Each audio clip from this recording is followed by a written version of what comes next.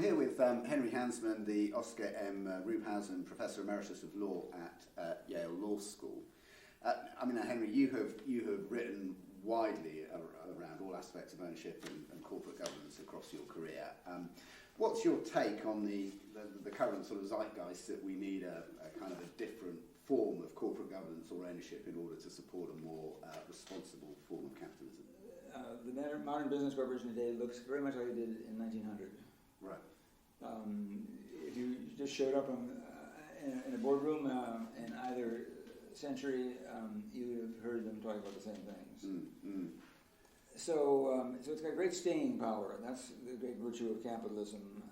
It throws out benefits more or less the way we like it to throw out benefits, and we can swallow the rest of it. As soon as you get firms that are trying to decide that, well, we're out there to earn profits, to maximize that number, but subject to constraints, we want to give some money we want to help the workers, we want to help the consumers and the creditors and the local community and the environment and so forth. How do you reach agreement on how much weight you ought to put on each of these factors and how you're going to approach these factors? What are you going to do for the environment? If you're polluting badly, then you should probably stop that. But for most firms, it's a more remote decision. Law already controls the worst forms of pollution, and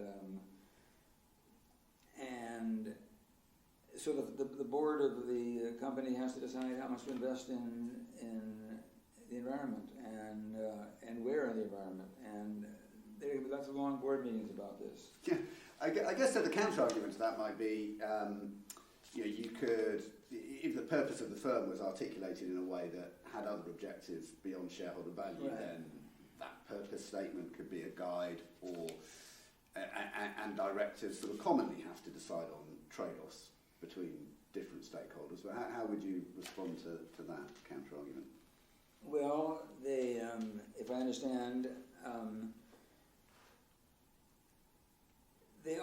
presumably all of the members of the decision makers in a corporation, the shareholders themselves, the board of directors of the company, the hired managers of the company, all share an understanding, which is that we're going to maximize that number that I referred to, and the profitability of the firm. And in the long run, in the short run, I don't.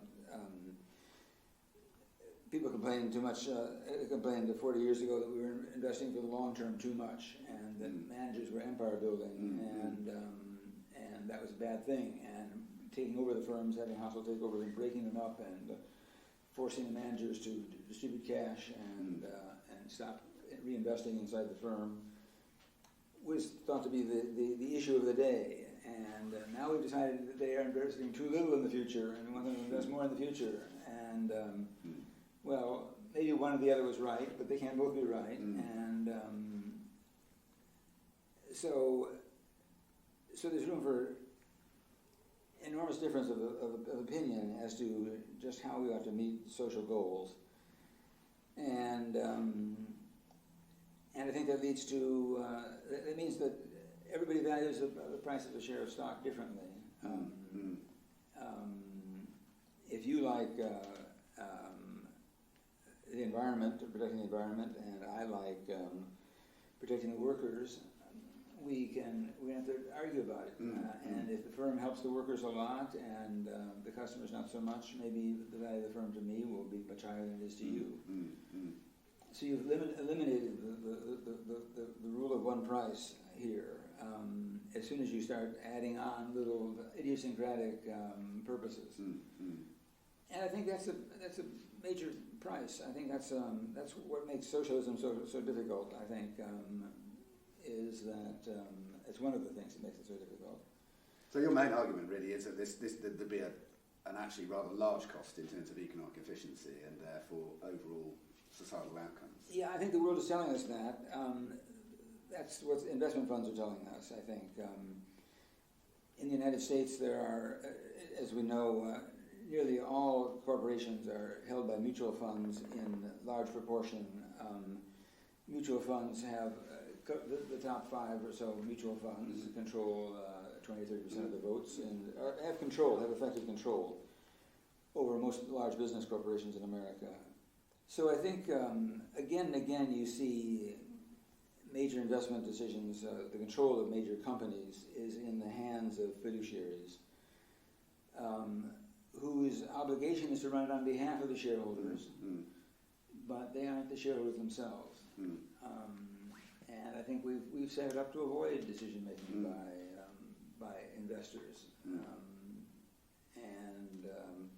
and I think that's because it's an expensive thing to do.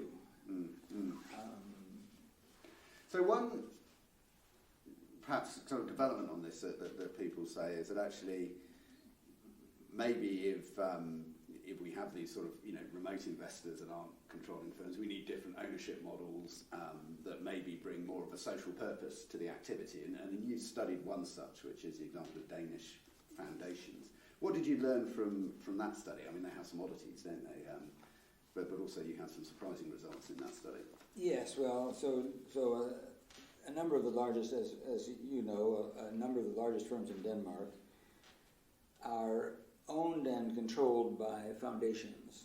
By usually the typical story is that an entrepreneur in Denmark builds a successful firm, devotes his life to it, is the sole owner of the shares of stock in the firm by the time he dies. When he dies, his will provides that ownership of the firm be passed to a foundation, usually named after the gentleman or woman who created the firm. And that foundation is created is given 100% of the shares of the stock in the company. They're given the founder's shares. And they are told to run the firm as it ran under its founder, and that's usually the founder thinks he's run a good firm and an honest firm and a socially responsible firm. That's important, but it's also a profitable firm, and he wants it to be profitable. And so we have a non-profit foundation. The members of the board of the foundation typically have no interest in the profits of the company at all.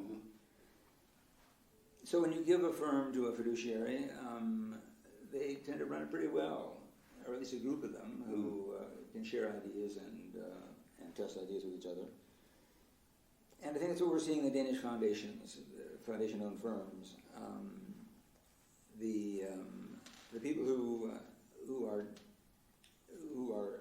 given the management of the firm after the founder's death take their job seriously. They identify with the founder, and they do what they think the founder would have done. And if you talk to these people, they say, I try to make the firm run the way the founder wanted it to. They treat their employees well, and they treat their customers well, and they treat their creditors well, and they treat the local environment well, and so forth, and the state of Denmark well, and so on. And I think taking away the hard edge of capitalism, that relentless maximizing of that number, which can lead you to treat people as commodities and so forth. I think it takes off. The foundation ownership may blunt the sharp edges of the corporation. It may lead it to be more socially responsible in ways that people pushing ESG want it to work.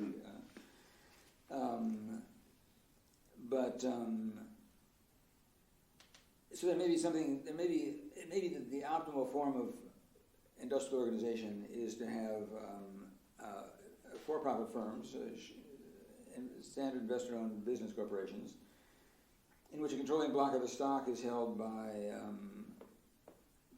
controlled by fiduciaries, either all or 100 or a controlling block. And I think there's some reason to believe that first of all, that's what we've got with the mutual funds out there. We pretty much have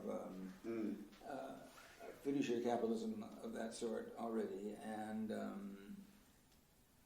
I suspect that having a full-fledged industrial foundation, which doesn't have shares typically trading in the public market, would be especially good for those sort of things that people might like ESG for. It does strike me, though, from your paper, there are some important caveats to that, because one of the things that seems to overcome the potential kind of lack of accountability that comes through that model is this identification with a founder owner, almost kind of the cultural aspects that get passed down the generations of fiduciaries. So, do you think there are aspects of this that should make us cautious about how broadly we can replicate this model within capitalism?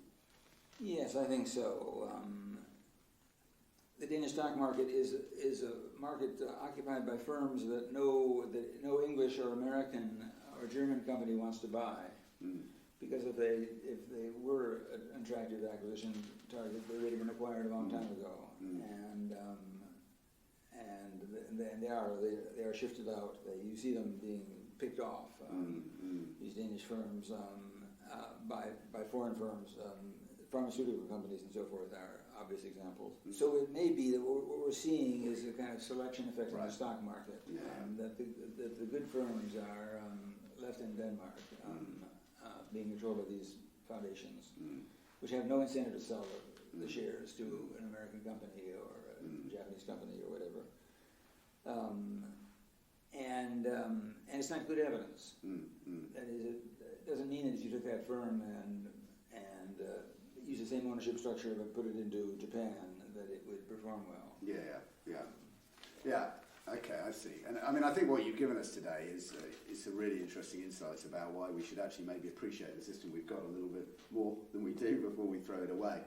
And some fascinating insights from different ownership structures in Denmark, but again, where there should be some caution about the extent to which we can extrapolate that and assume that that's a universal model that would improve things. So, that's right. Thank you very much. It's been great to get your insights. Thank you. It's been a pleasure for me. Thank you.